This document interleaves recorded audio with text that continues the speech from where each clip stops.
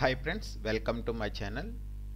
ఈరోజు మనము ఈ వీడియోలో ఇటీవల కేంద్ర ప్రభుత్వం ఆంధ్రప్రదేశ్కి బడ్జెట్లో ప్రకటించిన వివిధ అంశాల గురించి డిస్కస్ చేద్దాం. ప్రత్యేకంగా ఆంధ్రప్రదేశ్ కోసం కేటాయించిన వివిధ నిధులు, పథకాల గురించి మనము ఈ వీడియోలో డిస్కస్ చేద్దాము. వీడియో పూర్తి వరకు చూడండి. వీడియో నచ్చినట్టయితే లైక్ చేయండి, సబ్స్క్రైబ్ చేయండి. ఇలాంటి వీడియోస్ మరిన్ని మీకు కావాలంటే మా ఛానల్ని షేర్ చేయండి, లైక్ చేయండి, సబ్స్క్రైబ్ చేసుకోండి. అలాగే ఈరోజు నుంచి ప్రతిరోజు కరెంట్ అఫైర్స్ వీడియో చేద్దాం అనుకుంటున్నాము. ఇంట్రెస్ట్ ఉన్న స్టూడెంట్స్ కామెంట్ రూపంలో తెలియచేయండి. ఓకే, ఈరోజు మనకి జూలై 25, 2024 న్యూస్ పేపర్లో వచ్చిన న్యూస్ ఏంటంటే మొత్తం 2000 కోట్లతో అమరావతి రైల్వే లైన్ అభివృద్ధి చేయనున్నట్లు ప్రకటించారు. అలాగే రైల్వే బడ్జెట్లో ఏపీకి మొత్తం 9151 కోట్లు ప్రకటించినట్లు కూడా తెలియజేశారన్నమాట. యాక్చువల్గా కేంద్ర రైల్వే శాఖ మంత్రి అశ్వనీ వైష్ణవ్ విజయవాడ ఎంపీ లోక్సభలో అడిగిన ప్రశ్నకు సమాధానం ఇస్తూ ఈ విధంగా అయితే తెలియజేశారన్నమాట. ఏంటంటే మొత్తము రైల్వే బడ్జెట్ 2024-25 అంటే ప్రత్యేకంగా రైల్వే బడ్జెట్ అంటూ లేదు, కాకపోతే ఈ సాధారణ బడ్జెట్లోనే రైల్వేకు ప్రత్యేక కేటాయింపులు చేశారు. రైల్వేకు చేసిన కేటాయింపుల్లో ఆంధ్రప్రదేశ్ కోసము ఈ ఏడాది అంటే 2024-25 ఆర్థిక సంవత్సరంలో 9151 కోట్లు కేటాయించినట్టు రైల్వే మంత్రి అశ్విని వైష్ణవ్ ప్రకటించారన్నమాట. ముఖ్యంగా ఈ రాష్ట్ర రాజధాని అమరావతి రైలు మార్గం అనుసంధానం కోసము 2047 కోట్లని అయితే కేటాయించారు.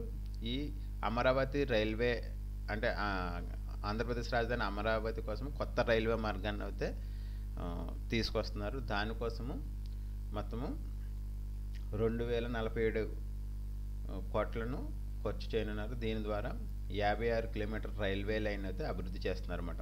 అలాగే ఈ మార్గంలో కృష్ణానదిపై ఒక భారీ వంతెనను కూడా నిర్మిస్తున్నారు. తర్వాత అలాగే కృష్ణానదిపై భారీ వంతెన నిర్మిస్తున్నారు. అలాగే ఈ ఏదైతే కొత్త రైల్వే లైన్ ఉందో 56 కిలోమీటర్ రైల్వే లైన్ అంటే అమరావతి రైల్వే లైన్ ఉందో దానికి ఆల్రెడీ రైల్వే బోర్డు నీతి ఆయోగ్ కూడా ఆమోద ముద్ర వేసినాయి అంట. అలాగే విజయవాడ స్టేషన్ను 50 సంవత్సరాల దృష్టిలో పెట్టుకుని అభివృద్ధి చేయనున్నారట. ఇవన్నీ లోక్సభలో రైల్వే శాఖ మంత్రి అశ్విని వైష్ణవ్ వెల్లడించడం జరిగిందనమాట. నెక్స్ట్ ఇది డీటెయిల్గా చూస్తాం మనము. బుధవారం అంటే జూలై 23, 2024 లోక్సభ ప్రశ్నోత్తరాల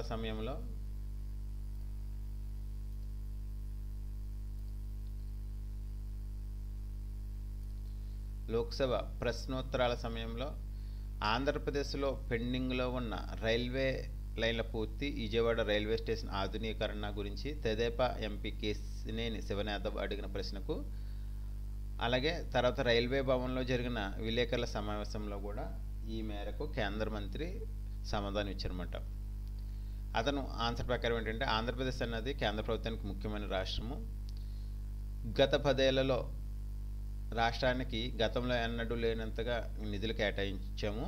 2009-14 మధ్య ఉమ్మడి రాష్ట్రానికి ఏటా సగటున 886 కోట్లు కేటాయిస్తే మోడీ ప్రభుత్వంలో విభజిత ఆంధ్రప్రదేశ్కు ఈ సంవత్సరం ఒక్క సంవత్సరమే 9151 కోట్లు కేటాయిస్తున్నట్లు అతను చెప్పారన్నమాట. అలాగే యూపీఏ ప్రభుత్వంలో అంటే అప్పుడు కాంగ్రెస్ ప్రభుత్వంలో ఏటా సగటున 72 కిలోమీటర్లు నిర్మాణం జరిగితే మోడీ ప్రభుత్వం వచ్చాక ఏటా 150 కిలోమీటర్లు సగటున ఆంధ్రప్రదేశ్లో నిర్మాణం జరుగుతుందని కొత్త రైల్వే లైన్లు తెలపడం జరిగిందనమాట. అలాగే ఆంధ్రప్రదేశ్ రాష్ట్రంలో 100% విద్యుదీకరణ పూర్తయిందని, అలాగే ప్రస్తుతం ఆంధ్రప్రదేశ్ రాష్ట్రంలో 73,740 కోట్ల విలువైన ప్రాజెక్ట్ పనులు జరుగుతున్నట్టు కూడా అతను చెప్పడం జరిగింది. అలాగే అమృత్ పథకంలో భాగంగా ఆంధ్రప్రదేశ్లో 73 స్టేషన్లను అభివృద్ధి చేస్తున్నారు.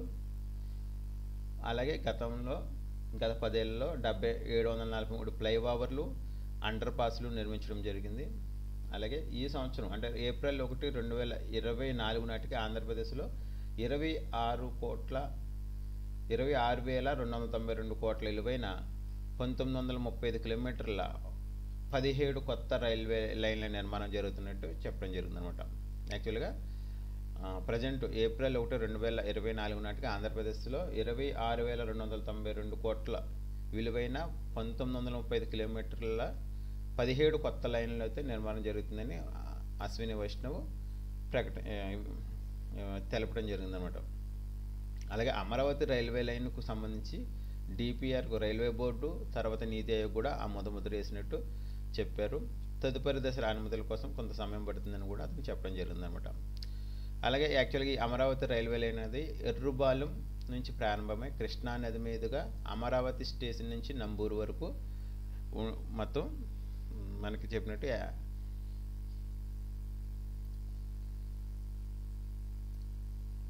56 కిలోమీటర్లు అనమాట. మొత్తం ఏంటంటే ఇది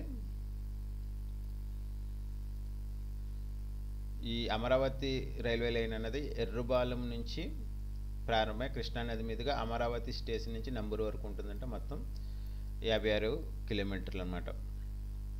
అలాగే విశాఖపట్నం కేంద్రంగా ప్రకటించిన దక్షిణ కోస్తా రైల్వే జోన్ ప్రధాన కార్యాలయము గురించి కూడా అడగగా దాని నిర్మాణం కోసము కొత్తగా వేరే చోట స్థలం చూపాలని రాష్ట్ర ప్రభుత్వాన్ని కోరినట్లు కేంద్ర మంత్రి అశ్విని వైష్ణవ్ ప్రకటించారు. ఇదివరకు రాష్ట్ర ప్రభుత్వం విభజించిన భూమి అనేది చెరువు ముంపు నీటిలో ఉండటంతో ప్రత్యామ్నాయంగా మరో చోట స్థలం కేటాయించాలని పాత ప్రభుత్వాన్ని నిరంతరం కోరుతూ వచ్చాము అని చెప్పేసి కూడా ఇతను ప్రకటించడం జరిగిందనమాట.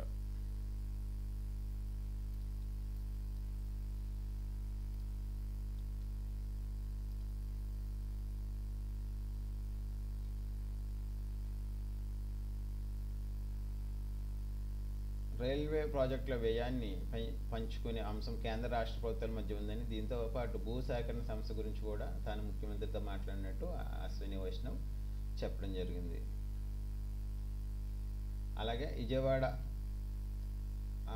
రైల్వే స్టేషన్ 50 ఏళ్ల కాలాన్ని సమీపంలో అలాగే 50 కాలాన్ని దృష్టిలో ఉంచుకుని అలాగే సమీపంలో ఉన్న అమరావతిని దృష్టిలో ఉంచుకుని అభివృద్ధి చేసేలా సమగ్ర ప్రణాళిక రూపొందిస్తున్నట్లు కూడా అతను చెప్పడం జరిగింది. అలాగే బెంగళూరు విజయవాడ వందే భారత్ను కూడా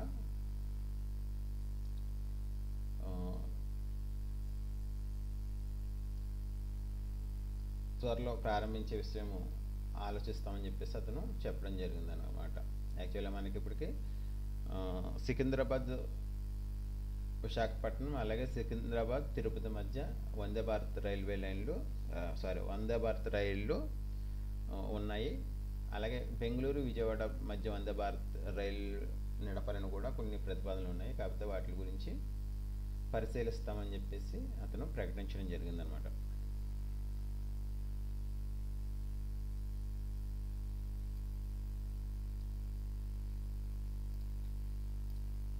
నెక్స్ట్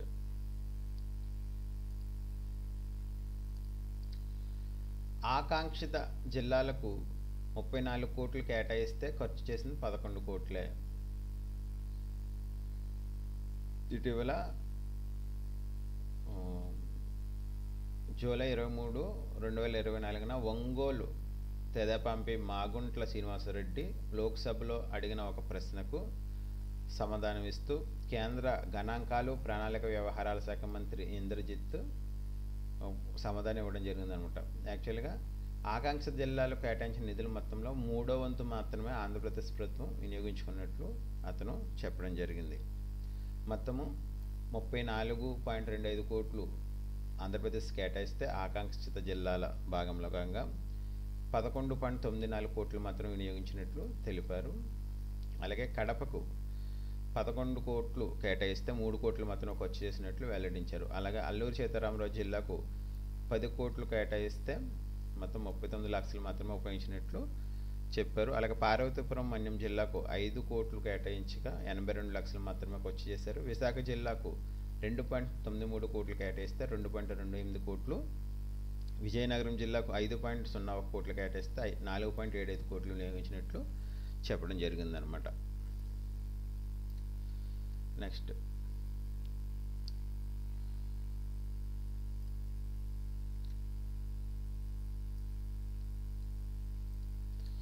అమరావతి నిర్మాణానికి 15,000 కోట్లు.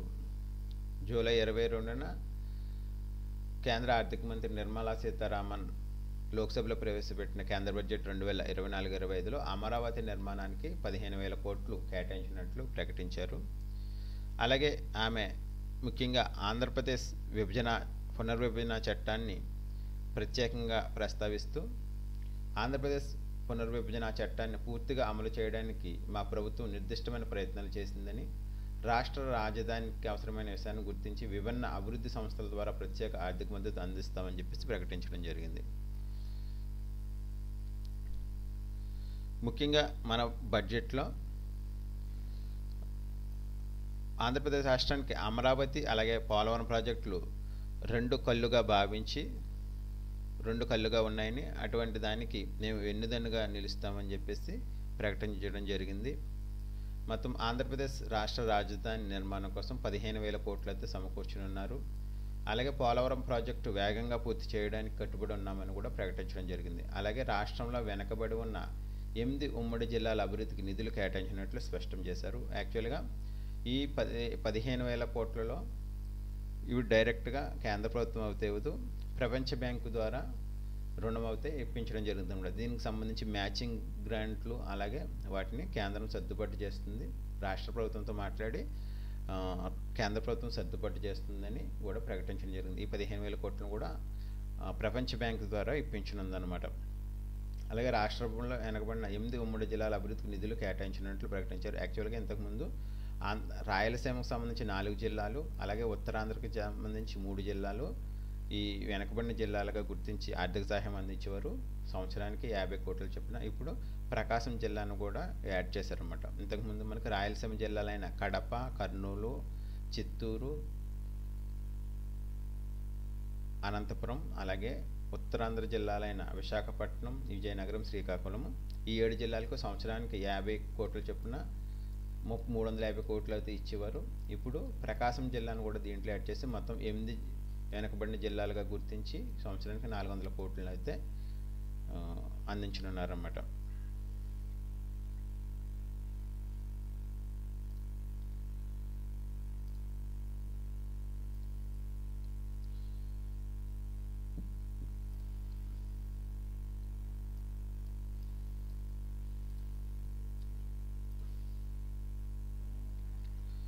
యాక్చువల్గా మనకి కేంద్ర ఆర్థిక మంత్రి నిర్మలా సీతారామన్ ప్రకటించిన ప్రకారం ప్రస్తుత ఆర్థిక సంవత్సరంలో 15,000 కోట్లను సమకూరుస్తారు. అలాగే రాబోయే సంవత్సరాలు కూడా అదనపు నిధులను ఇవ్వనున్నట్లు ప్రకటించారన్నమాట. అలాగే ఆంధ్రప్రదేశ్తో పాటు అక్కడి రైతుల జీవనాడైన పోలవరం ప్రాజెక్టు, సాగునీటి ప్రాజెక్టుకు ఆర్థిక వనరులు సమకూర్చుకోవడానికి, వేగంగా నిర్మాణం పూర్తి చేయడానికి కేంద్ర ప్రభుత్వం సంపూర్ణం కట్టుబడి ఉందని ప్రకటించడం జరిగింది. అలాగే ఈ పోలవరం ప్రాజెక్ట్ అనేది దేశ ఆహార భద్రతకు అండగా ఉంటుందని చెప్పేసి ప్రకటించడం జరిగిందనమాట.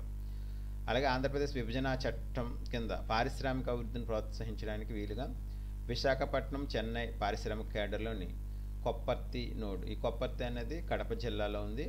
ఈ కొప్పర్తి నోడు, అలాగే హైదరాబాద్, బెంగళూరు పారిశ్రామిక కేడర్లోని వార్వకొల్లు అనేది కర్నూలు జిల్లాలో ఉంది. వీటిలో అత్యవసర మౌలిక వసతులైన నీరు, విద్యుత్, రైల్వే, రహదారి కల్పనకు నిధులు అందించినట్లు ప్రకటించారన్నమాట. అలాగే అవసరమైన ఆర్థిక వృద్ధికి ఊతమిచ్చే అవసరమైన మూలధన వ్యయం కోసం ఈ ఏడాది అదనపు కేటాయింపులు చేస్తామని చెప్పేసి కూడా ప్రకటించడం జరిగిందన్నమాట. అలాగే ఆంధ్రప్రదేశ్ విభజన చెప్పినట్లుగా రాయలసీమ, ఉత్తరాంధ్ర మరియు ప్రకాశం జిల్లాలకు గ్రాంట్లు అందించనున్నారు. అలాగే ముఖ్యంగా బీహార్, జార్ఖండ్, పశ్చిమ బెంగాల్, ఒడిస్సా, ఆంధ్రప్రదేశ్లకు ఉన్న దేశ తూర్పు ప్రాంత సర్వతోముఖ అభివృద్ధికి పూర్వోదయ పేరుతో ఒక కొత్త ప్రణాళికను అయితే రూపొందించారు. దీని పేరు ఏంటంటే పూర్వోదయ. ఇది కొత్త ప్రణాళిక. దీంట్లో మొత్తం 5 రాష్ట్రాలు బీహార్, జార్ఖండ్, పశ్చిమ బెంగాల్, ఒడిస్సా, ఆంధ్రప్రదేశ్లను యాడ్ చేశారు. దీని ద్వారా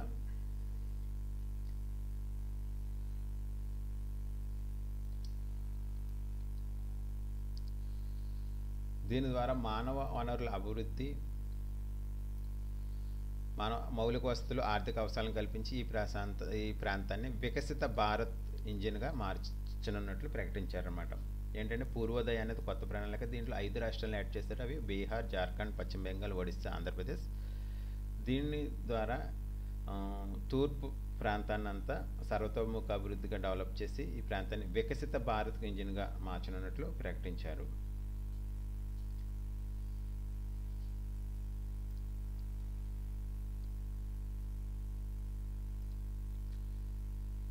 నెక్స్ట్, పోలవరం డిజైన్కు జాప్యం లేకుండా అనుమతులు. ఇటీవల ఆంధ్రప్రదేశ్ రాష్ట్ర జలవనరుల శాఖ మంత్రి నిమ్మల రామానాయుడు కేంద్ర జల సంఘం చైర్మన్ కుష్వేందర్ సింగ్ వోహ్రాను కలవడం జరిగింది. దీంట్లో భాగంగా పోలవరం నిర్మాణ పనులకు అవసరమైన డిజైన్లకు అనుమతులు ఇవ్వాలని చెప్పేసి అడగడం జరిగింది. అతను పోలవరం ప్రాజెక్టు కేంద్ర ప్రభుత్వాన్ని కూడా ఒక ప్రతిష్టాత్మకంగా తీసుకుంది కాబట్టి ఇక మీద పోలవరం కోసం చేసే కొత్త డిజైన్లకు వీలైనంత త్వరగా అనుమతులు ఇస్తామని చెప్పేసి చెప్పడం జరిగిందనమాట. అలాగే యాక్చువల్గా మనకి నిమ్మల రామానాయుడు గారు చెప్పిన దాని ప్రకారము పోలవరం ప్రాజెక్టు ఆలస్యమయ్యే కొద్దీ ప్రతి సంవత్సరం 10,000 కోట్లు నష్టం వాటిల్లుతున్నట్టు ప్రకటించారు. ఈ ప్రాజెక్టు నిర్మాణం ఆలస్యం అవ్వడం వల్ల పంట ఆయకట్టు నష్టం వల్ల 3,000 కోట్లు, జల విద్యుత్ అందుబాటులోకి రాకపోవడం వల్ల 3,000 కోట్లు, వరద సమయంలో గోదావరి జిల్లాలో 2,000 కోట్ల పంట నష్టం, అలాగే ఈ ప్రాజెక్టు అంచనా విలువ పెరగడం వల్ల 2,000 కోట్ల నష్టము, అన్నీ కలిపి సంవత్సరానికి 10,000 కోట్ల నష్టం వాటిల్లుతున్నట్లు వివరించడం జరిగిందనమాట. నెక్స్ట్,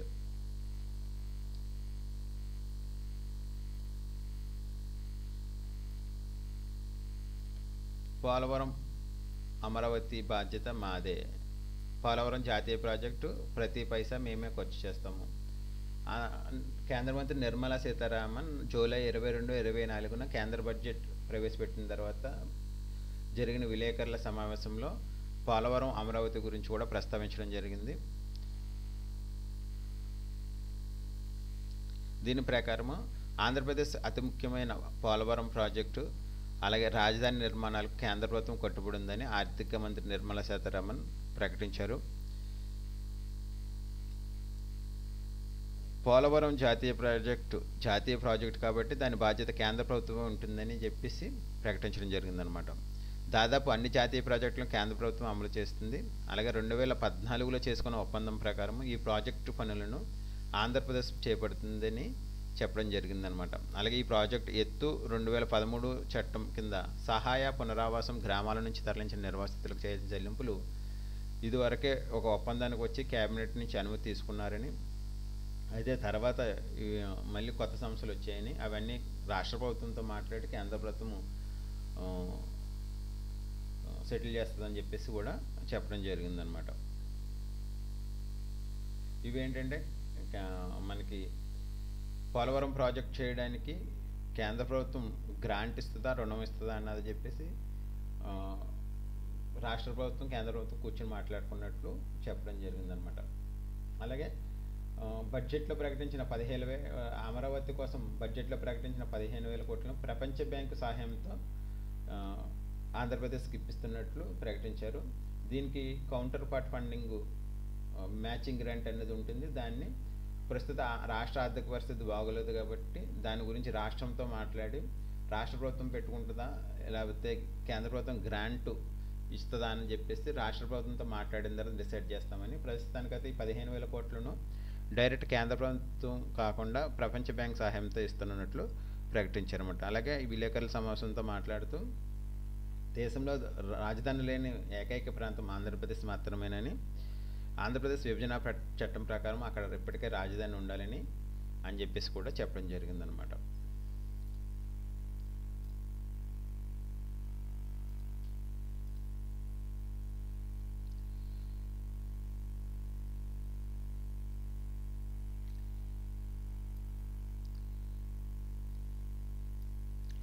ఆంధ్రప్రదేశ్కు పూర్వోదయం ఇంతకుముందు మనం డిస్కస్ చేసుకున్నట్టుగా కేంద్ర బడ్జెట్ 2024-25లో పూర్వోదయం అనే ఒక కొత్త ప్రణాళికను ప్రవేశపెట్టారు. దీంట్లో 5 రాష్ట్రాలకు అయితే చోటు కల్పించారు. ఆ 5 రాష్ట్రాలు ఏంటంటే ఒడిస్సా, ఆంధ్రప్రదేశ్, పశ్చిమ బెంగాల్, జార్ఖండ్, బీహార్ అన్నమాట. ఈ 5 రాష్ట్రాలను ఈ పూర్వోదయం ప్రణాళికలో భాగంగా ప్రకటించారు. దీంట్లో ఏంటంటే ఈ 5 రాష్ట్రాల్లో పురాతన సాంస్కృతిక కేంద్రాలను, అలాగే దేవాలయాలను, సాంస్కృతిక కేంద్రాలు వీటివన్నింటిని పునర్వైభవం తీసుకొచ్చి వాటిని ఆర్థిక కార్యకలాపాలకు ఆవాలంగా మార్చాలని దీంట్లో ప్రకటించడం జరిగిందనమాట. ముఖ్యంగా పర్యాటకులను ఆకర్షించే విధంగా అక్కడ ఆర్థిక కార్యకలాపాలు అభివృద్ధి చేయాలని చెప్పేసి దీంట్లో ఈ పూర్వోదయ ప్రణాళికలో ఒక భాగం అన్నమాట. అంటే ప్రత్యేకంగా దీనికోసము ఇండస్ట్రియల్ టైప్ డెవలప్మెంట్ కాకుండా ఆల్రెడీ ఉన్న సాంస్కృతిక వైభవాన్ని పునర్వైభవం తీసుకొచ్చి వాటిని పర్యాటక ప్రాంతాలుగా అభివృద్ధి చేయాలని చెప్పేసి ఈ పూర్వోదయ ప్రణాళికలో భాగంగా ప్రకటించారనమాట. ఆంధ్రప్రదేశ్లో ఉన్న పలు దేవాలయాలను, పర్యాటక ప్రాంతాలను ఈ పూర్వోదయ ప్రణాళిక కింద అభివృద్ధి చేస్తారు.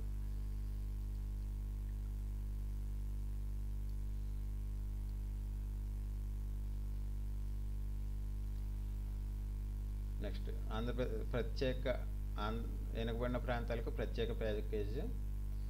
దీని ప్రకారం ఏంటంటే ఆల్రెడీ ఇంతకుముందు మనం చెప్పుకున్నట్టు ఇప్పటి వరకు 7 జిల్లాలకు ఈ వెనుకబడిన ప్రాంతాల ప్యాకేజ్ ఇస్తే ఇప్పుడు ప్రకాశం జిల్లాని యాడ్ చేయడం జరిగింది.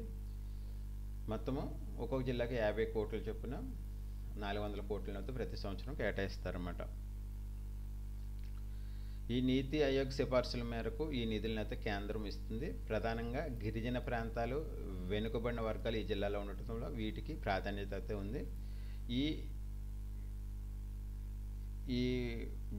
ఈ ప్యాకేజ్ ద్వారా ఏం చేయొచ్చు అంటే రక్షిత నీటి పథకాలు, చిన్న నీటి వనరుల అభివృద్ధి ద్వారా స్థానికంగా కొత్త ఆయకట్టును సాగులోకి తీసుకురావడం, అలాగే గ్రామాల్లో దెబ్బతిన్న రహదారుల నిర్మాణం వంటివి ఈ నిధులు వెచ్చించవచ్చు అనమాట. అలాగే పాఠశాల భవనాలు, ఆరోగ్య కేంద్రాలను కూడా నిర్మించడానికి ఈ ప్రత్యేక ప్యాకేజీ నిధులను ఉపయోగించవచ్చు. నెక్స్ట్ ఆంధ్రప్రదేశ్ కేంద్ర పన్నుల్లో ఆంధ్రప్రదేశ్కు 50,000 కోట్లు, గత ఏడాది కంటే 5,776 కోట్లు అధికము. ఇటీవల ప్రకటించిన బడ్జెట్లో ఆంధ్రప్రదేశ్ వాటాగా 50,474.64 కోట్లను రానున్నాయి. గత సంవత్సరం కంటే ఇది 5,776 కోట్లు అధికం అనమాట. అంటే 12.92% అనేది అధికము. గత ఫిబ్రవరిలో పెట్టిన ఓటాన్ బడ్జెట్లో 49.364.61 కోట్లు ప్రకటించగా ఇప్పుడు దాన్ని 1,110 కోట్లు అదనంగా యాడ్ చేశారన్నమాట. మొత్తం 2024-25 ఆర్థిక సంవత్సరంలో కేంద్ర ప్రభుత్వం అన్ని రాష్ట్రాలకు 12,47,211.28 కోట్లను వాటాగా పంచనుంది. దాంట్లో ఆంధ్రప్రదేశ్ రాష్ట్రానికి 4.047% దక్కనుంది. ఏపీకి రానున్న వాటాల్లో ఎక్కువగా ఆదాయ పన్ను నుంచి 17,455 కోట్లు, అలాగే కార్పొరేట్ ట్యాక్స్ కింద 15,156 కోట్లు, అలాగే CGST కింద 15,079 కోట్లు, అలాగే కస్టమ్స్ సుంకం కింద 2,228 కోట్లు, ఎక్సైజ్ డ్యూటీ కింద 469 కోట్లు, సర్వీస్ ట్యాక్స్ కింద 1,66,00,000, అలాగే ఇతర పన్నులు సుంకాల ద్వారా 82.96 కోట్లు రానున్నమాట. అంటే గత సంవత్సరం కంటే ఈ సంవత్సరము ఆంధ్రప్రదేశ్ రాష్ట్రానికి కేంద్ర పన్నుల వాటాల్లో 12.92% అధికంగా రానుంది. ఈ విలువ ఎంతంటే 50,474 కోట్లు అనమాట. మొత్తం అన్ని రాష్ట్రాలు కలిపించింది 12,47,211 కోట్లు. దాంట్లో ఆంధ్రప్రదేశ్ వాటా ఎంతంటే 4.047%.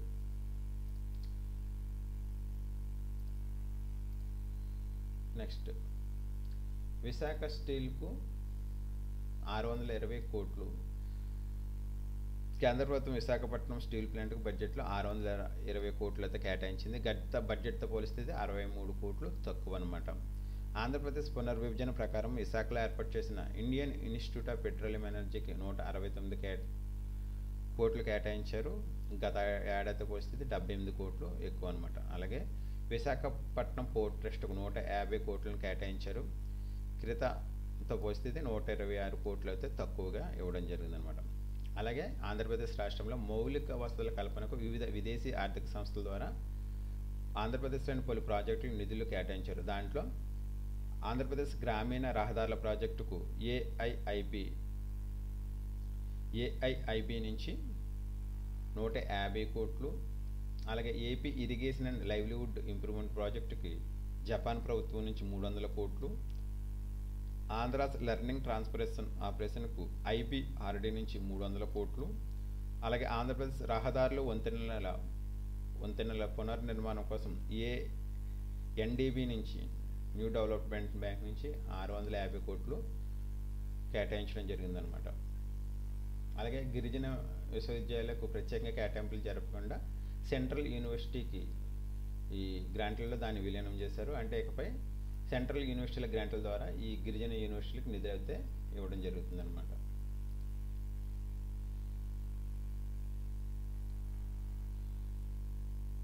పోలవరం ప్రాజెక్టు గురించి మనం క్లుప్తంగా తెలుసుకుంటే, యాక్చువల్గా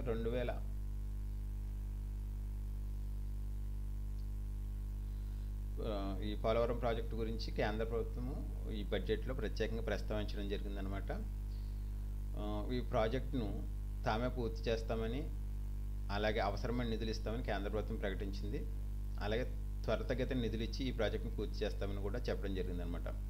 అలాగే పోలవరం అనేది ఆంధ్రప్రదేశ్ జీవనాడి మాత్రమే కాదు, యావత్ దేశానికి ఆహార భద్రత అందించే కీలక ప్రాజెక్ట్ అని కేంద్ర మంత్రి తన బడ్జెట్ ప్రసంగంలో పేర్కొనడం జరిగింది. యాక్చువల్గా గత కొన్ని సంవత్సరాలుగా ఈ ప్రాజెక్టుపై ఎన్నో అనుమానాలు అయితే ఉన్నాయి. యాక్చువల్గా ఏంటంటే, స్టార్టింగ్లో ఈ ప్రాజెక్ట్ నిర్మాణం పూర్తి చేయాలంటే పునరావాసం భూసేకరణ కోసమే 33,000 కోట్ల అవసరం అయితేనే 2017-18లో తేల్చారు. ఈ మొత్తం నిధులు ఇచ్చేందుకు కేంద్రం అప్పట్లో వెనకడుగు తీసింది. ఎందుకంటే పునరావాసం భూసేకరణకు తమకు సంబంధం లేదని అప్పటి కేంద్ర మంత్రి అరుణ్ జైట్లీ ప్రకటించారు. తర్వాత ముఖ్యమంత్రి చంద్రబాబు, అరుణ్ జైట్లీ మధ్య ఈ విషయం అయితే చాలాసార్లు డిస్కషన్లు అయితే జరిగింది. కానీ కేంద్ర ప్రభుత్వము ఈ భూసేకరణ పునరావాసం కోసం మాత్రం నిధులు ఇవ్వమని చెప్పేసి తేల్చి చెప్పింది. కానీ ప్రాజెక్టు అంటే నీటిపారుదల విభాగానికి, ప్రాజెక్టుకు కట్టడానికి అంటే నీటిపారుదల విభాగానికి, అలా కరెంటు ఉత్పత్తికి అయ్యే దీనికి మాత్రము 20,390 కోట్లు ఖర్చు అవుతుంది, దానికి మాత్రం ఇస్తామని చెప్పేసి అప్పట్లో కేంద్ర ప్రభుత్వం తేల్చిందన్నమాట. దానివల్ల ఏమైందంటే, ఈ భూసేకరణ అనేది ప్రత్యేకంగా భూసేకరణ కోసమే 33,000 కోట్లు అయితే దాన్ని కేంద్ర ప్రభుత్వం భరించలేనని చెప్పిందనమాట. ఓన్లీ ఏదైతే ప్రాజెక్టుకి 20,398 కోట్లు అవుతుందో అది మాత్రం ఇస్తానని అప్పట్లో ప్రకటించింది. తర్వాత మళ్ళీ 2013 భూసేకరణ చట్టం ప్రకారము పోలవరం భూసేకరణ వ్యయం, పునరవ్యయం ఈ రెండింటికి 33,000 కోట్లు అవసరం అవ్వగా, మళ్ళీ 2017-18 ధరల ప్రకారం చంద్రబాబు ప్రభుత్వము 55,457 కోట్లకు, అంటే ఈ రెండు పునరావాసం ప్రాజెక్టు కలిపి రెండో డిపిఆర్ని పంపించింది. దీనికి సాంకేతిక సలహా కమిటీ ఆమోదం దక్కిన కేంద్ర మంత్రిమండలి ఆమోదించలేదు. ఈ సందర్భంలో ఏంటంటే, కేంద్రం సరైన నిధులు ఇస్తుందా లేదా అని చెప్పేసి అప్పట్లో సందేహం అయితే ఉంది. తర్వాత ప్రస్తుతం అయితే కేంద్ర పోలవరంకి అవసరమైన నిధులన్నీ ఇచ్చి పోలవరం పూర్తి చేస్తానని నిర్మలా సీతారామన్ ప్రకటించారు. కాబట్టి ఈ పునరావాసానికి అయ్యే ఖర్చులు కూడా భరిస్తుందని చెప్పేసి ఆశించడం జరుగుతుందన్నమాట. యాక్చువల్గా పోలవరం ప్రాజెక్టు తొలి దశకు అవసరమయ్యే మొత్తము 30,436 కోట్లు అని 2017-18 ధరల ప్రకారం తేల్చారు. తర్వాత జాతీయ ప్రాజెక్టు ప్రకటనకు ముందు రాష్ట్రము 4,730 కోట్లు, అంటే పునర్విభజనకి ముందు 4,730 కోట్లు అయితే రాష్ట్ర ప్రభుత్వం ఖర్చు చేసింది. కానీ ఈ నిధులు ఇవ్వమని చెప్పేసి కేంద్ర ప్రభుత్వం అప్పట్లో తేల్చిందనమాట. తర్వాత ఇది అంటే 2017-18 ప్రకారం పోలవరం తొలి దశకు అయ్యే ఖర్చు 30,432 కోట్లలో 4,730 కోట్లు రాష్ట్ర ప్రభుత్వం ఖర్చు చేసినా అది అయితే ఇవ్వనని చెప్పడంతో మళ్ళీ ఈ 30,000 కోట్లు 4,700 కోట్లు తీసేస్తే మొత్తం తొలి దశగా కేంద్ర ప్రభుత్వం ఇవ్వాల్సిన నిధులు 25,700 కోట్లుగా తేలాయన్నమాట. ఇంతవరకు ఈ 25,700 కోట్లు కేంద్ర ప్రభుత్వము రాష్ట్ర ప్రభుత్వానికి 15,146 కోట్లు అయితే ఇచ్చింది. ఇంకా కేంద్రం ఇవ్వాల్సిన నిధులు 10,559 కోట్లు ఉన్నాయి. అయితే రెండో దశ పనులకు ఇప్పటికీ 15 అంటే తొలి దశ అయిపోయింది. రెండో దశలో ఇప్పటి వరకు 1,597 కోట్లు ఖర్చు పెట్టగా అప్పట్లో తొలి దశలో ఇవ్వాల్సిన డబ్బులు అలాగే రెండో దశలో ఖర్చు పెట్టిన డబ్బులు కేంద్ర ప్రభుత్వం ఇప్పటి వరకు రాష్ట్ర ప్రభుత్వానికి ఇవ్వాల్సింది 12,157 కోట్లతో పెండింగ్లో ఉన్నాయి. అవి త్వరలో విడుదల చేసే అవకాశం ఉందని ప్రకటించడం జరిగిందనమాట.